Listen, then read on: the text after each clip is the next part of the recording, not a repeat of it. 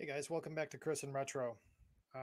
Tonight's video is a subject it's come across in a couple different angles, and it's something I think is important to talk about. It's certainly an area where I've been frustrated in my past, and you possibly get frustrated as well. Um, I got first a couple of quick announcements. I don't know if it's like 8 billion degrees where you're at, but it is super hot here. We don't have air conditioning, so if I start just like if I collapse halfway through this, I apologize. But I'm not complaining. We get hit with such a winter here. It's nice to be a little warm. Um, but I wanted to let you know that I'm going to be starting to do some live episodes on here, and I'm going to try to get a little creative about that. So it's not just any live, and I certainly don't want to be competing with people that I respect on here in terms of certain time slots. So I'm toying with the idea right now, and I'll let you guys know when it's going to be, is doing a morning flight plan with you guys. So that's what I call my journaling. And when I'm doing it, I figured I'll do a live, throw mine together, and we can just have an open discussion as we're all of us kicking off our day. So that's likely going to be in the 6:30, probably 6:30, 7 o'clock Eastern Standard Time. So I don't expect to have a ton of participants on it first, unless it's something you all find value in. But give some feedback, see if that's something you think would be useful for you. I'll give it a shot and see where we go, at least as a first shot in doing some stuff live here on Chris and Retro. So I look forward to seeing your interaction with that new thing. You got to try stuff all the time and see where we end up. Back in 2017, April of 2017, I was in a rehab, and in that rehab, I met a very interesting person. And this person had been in and out of rehabs most of his adult life, most of his life, period. I think he'd been incarcerated around 30 times. Obviously minor offenses, or he'd have been gone for a long time. He'd get a 1 to 3 year prison stint here and there, but then he'd get back out and get himself some county time. And he wasn't a violent offender that I know of, but he was in and out, mostly drug violations. But he was in rehabs countless times. And I'm not sure if it was 15 rehabs or 30 incarcerations, or if it was 30 rehabs and 15 incarcerations, but either one, it was way more than what you would expect, and certainly showed that either side of that wasn't working for him. But his name was Khalil, and he went by the nickname Hawk. And I know he wouldn't mind me sharing that. I'm not sure where he is today, but his addiction, his big one was crack. And, so that had been 6 years ago. So I'd been 45. He was about 52. So we're old enough to know better. And we would walk around. There was a garden in this rehab. There were a garden and a pond in this rehab. And a lot of times we'd go out and just walk around the pond as a group. We'd have time where they let us get out and get some air. And I've talked to him in the past about, he's the one that would say, okay, Chris, get out of your head, whatever's going on there, pick up the socks, put them in the drawer and get back out. So, there was some just like little quips that he learned over the years that did resonate with me. But I found him to be enjoyable to be around. I could tell when his moods were getting a little bit challenging. I have a feeling he had a pretty violent side to him. And we just, stay away from each other. We kind of had a good cadence for each other. And at that time, I wasn't exactly the most stable person either. So I think we just handled each other well. And, but he had a saying that I thought was interesting. And honestly, it stuck with me over time. I've had two sayings actually that stuck with me, and I'm going to digress a little bit. I had one in a county jail experience. I was a trustee, and one of my fellow trustees would come flying out of the bathroom and just kick the wall and scream, "Whoa, Black Betty, wambulance." When he'd say wambulance, he'd kick the door. So that's one thing that stuck with me. Not meaningful at all. It just comes out of nowhere. And then the second one was this statement. And Hawk would always say, "We'll take it." Like, he'd be like, "We'll take it." And it was just kind of like a funny thing he would say. But things like at Chow, if there was something different that he wasn't expecting from Chow, and it seemed a little extra, "We'll take it." And it was funny. He was just like trying to overly express gratitude, and whether you meant it or not, I know that for all of us, it would reframe our thinking, because, you got a variety of people in a variety of states of mind struggling in that point, and you're sitting down breaking bread, as they say. And the small things that you're getting in those times, I appreciated his sense of gratitude. The reason I bring that up tonight is because the real core of this video is going to be around trials and tribulations, and some of the things that we go through in life and the struggles that we have. None of us really care for them, but I think there's a lot of cliches that people share with us to help us deal with them. But honestly, in terms of internalizing those cliches that are given when you're going through the suck, as military friends of mine have, never been in the military, but military friends of mine say, embracing the suck. kind of hard to do that, especially when you're in it. And the advice a lot of times when people are telling you that it's for your own good and stuff, you just don't want to hear it. I mean, it can be some terribly awful experiences that we go through. But I heard a video this week, and I've shared some of his stuff before. I think it's Big Dog DAWG is what he goes by. I'm fairly new to listening to his stuff, and some of it's a little bit not my cup of tea, but some of it I really do co-sign. And I've even shared one of them on here. I reacted to one of his videos. But he brought this subject up this week, and I thought it was really good. And that is the idea of these trials and what they actually mean.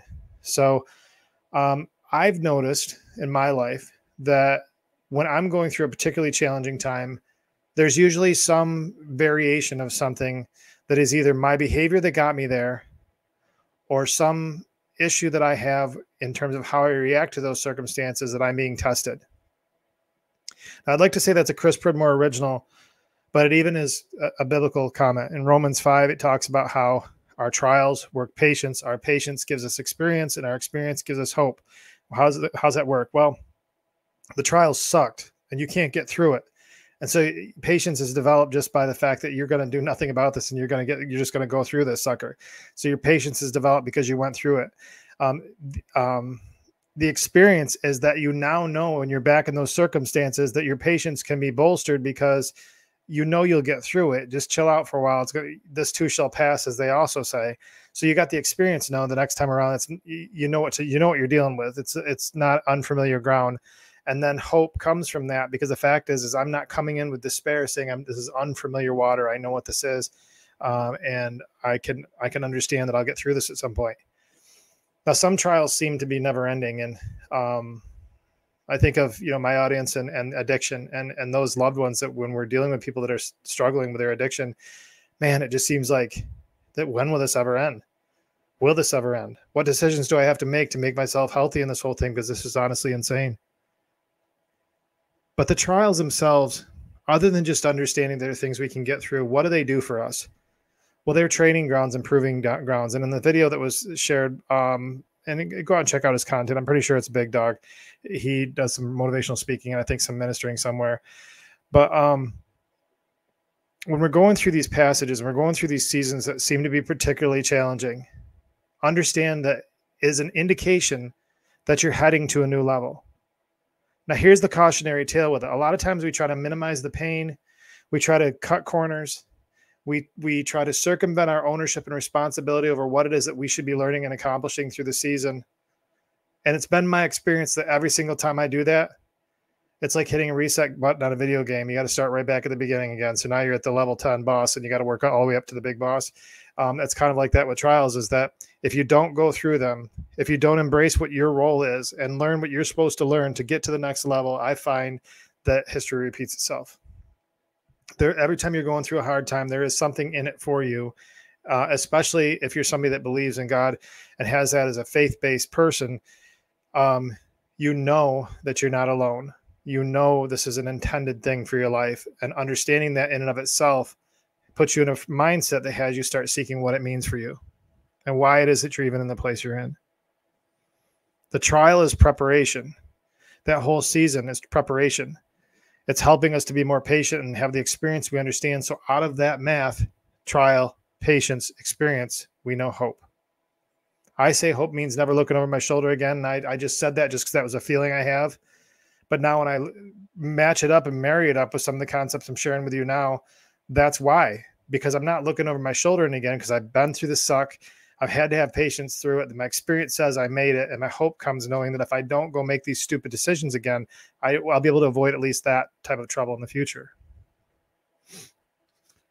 It's our right to go through this. It's not a calamity all the time. It's painful. It's sad. It's tough. I'm not saying that we're going to go through this thing, with, ice cream trucks and balloons, but we're going to still understand that this is something that is part of the process and the journey. And it's something that you can embrace as growth.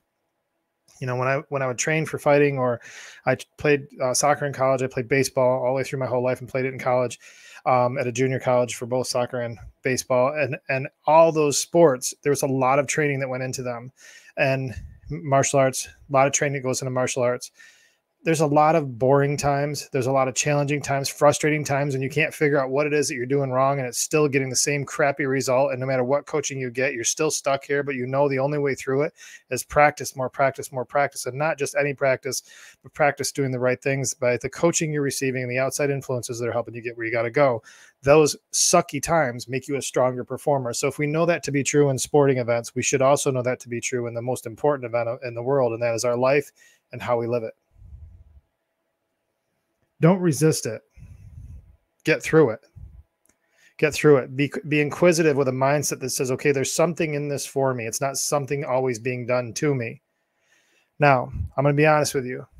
As I sit here in this video tonight, and I'm doing my very best to share with you some convicting messages that I've received over the last few days, I'm a hypocrite. You know, I probably profess this on here more than anything and might even discredit my advice I give you. I'm a fellow traveler. And as I'm going through things and I see things that make sense to me, I try to share that with you. But I'm going through a trial right now in my life, and some of it is my own doing, and some of it is circumstances that I have. I very little am looking at this as an opportunity. I'm not, very few days do I say, okay, yay, I'm leveling up. And what is that causing? Well, it's causing me to stay in that circumstance even longer because my mindset is not in a framing that says, what can I learn? How can I grow? How do I get through this? Because ultimately I have a calling and purpose in my life. And this current season that I'm in does not change any of that. It does not change the trajectory unless I allow it to. Unless I allow it to. I think back on Hawk. And honestly, he's used that statement a couple different times. He said it at meals. He said it when we'd get outside. They let us go outside if the weather was like not so great, but it was a little precarious. They let us do it. He'd be like, we'll take it. All these little beneficial things, we'll take it. It sticks with you. And that kind of statement sticks with you, especially with him. And he was a giant over me. I'm concerned about his well-being. Him and I had talked about connecting afterwards, and probably 3 weeks afterwards, I'd heard that he had had a reoccurrence, and crack was his addiction. So, you know, my hope is that he found a better way, but I don't know that for certain. I know that as we go through this life and the things that we're struggling with, all of us, our mindset is going to be massively important for how we see it. And when you're going through your tough times, please recognize them for what they are. Embrace your role in them. Embrace what it is you have to learn. If you're not sure what you have to learn, look back through your history and how many times you've gone through similar circumstances. And if history keeps repeating itself with you, please start challenging your own inventory. What is it that seems to be manifesting itself that you may need to work on in this particular trial? Does it have value to help improve you in that area? It might be just a side benefit. Who knows? But it might, for me, it's a way for us to look at tough times a little better perspective.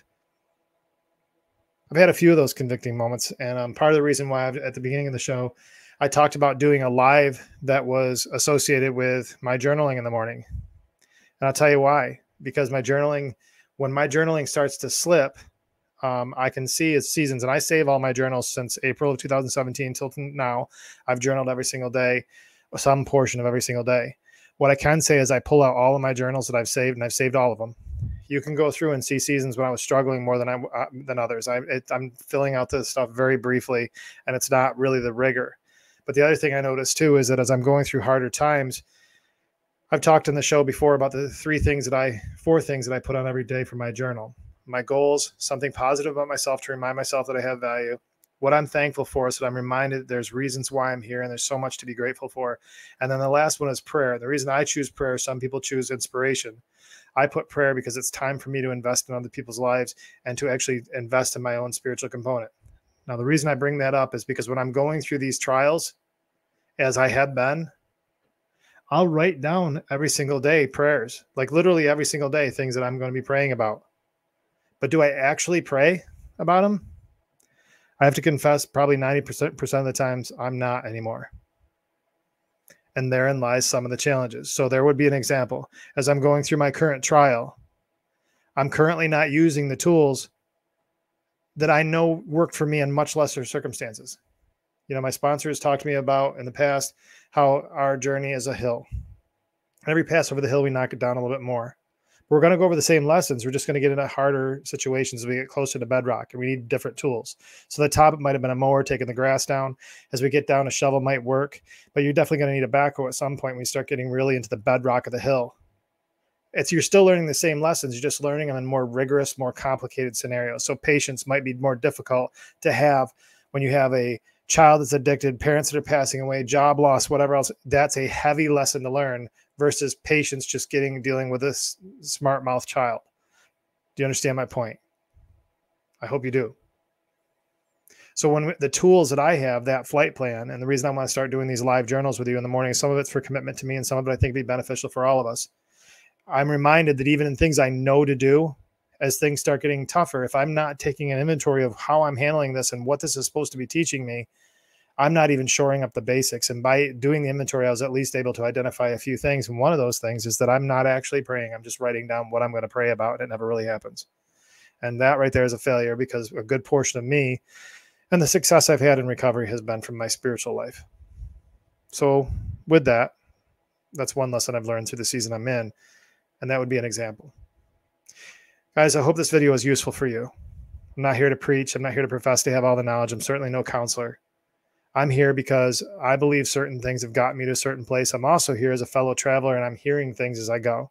And there's things that I'm not voices anymore, but I'm hearing lessons along the way that help me understand better ways of handling things. And usually it's from somebody else and not just out of my crazy head. I really appreciate you guys tuning in here. Please like and subscribe, spread the word. I got a few listeners here that are going through some big changes in your life. Congratulations. Recognize again, those also can bring trials. A new friend that I made over the last year or so that was just moved out of Florida and over to Tennessee. Congratulations on your move. Big deal for you, man. Big deal for you. I know you got family that loves you, and they're all rooting for you, and I am too. Change can be good, and sometimes change can be viewed with too much expectation. You still have to do the work. You still have to go to what makes sense, what's going to work for you, and things are still going to get tough. And when you go through those tough times, consider them as nothing more than you're leveling up, man, and just take the lesson, muscle up, learn about it, get through, add to your resources, be stronger the next time you face similar trials in the future. And most importantly, for all of us, once you get through your stuff, once you get through your trial, your patience is stronger and your experience is more robust, and you now have more hope than you had because you got through a much tougher situation than you ever had gotten through before, and you made it, and your hope is so strong. Let's not forget to invest back. We might make sure we're investing back in other people's lives so that they can get through their hard times too. Guys, thanks again. Please consider the things I'm talking about. See if it makes sense for you. If you're going through a hard time, or draw back to times that you've been through, and say, hey, maybe this was something that actually, if I thought about this way, maybe it would have been a little easier for me. Thank you so much. And guys, between now and the next time we talk, please stay out of trouble.